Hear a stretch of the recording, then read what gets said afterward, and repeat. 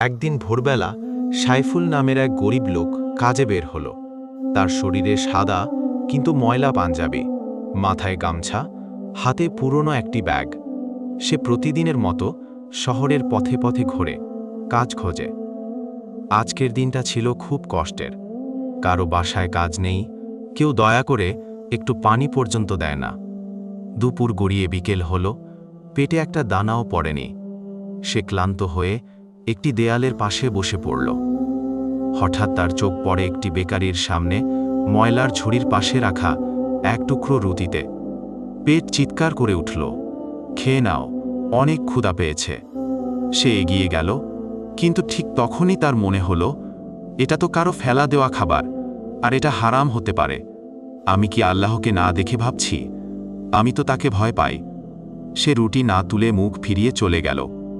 পথে একটি বৃদ্ধ লোক তাকে ডেকে বলল, তুমি কি কাজ খুঁজছ ছেলে? সাইফুল বলল, জি চাচা, আজ কিছুই পাইনি। বৃদ্ধ লোক বলল, আমার বাগানে কাজের লোক দরকার। চলো, আজ থেকেই কাজ শুরু করো।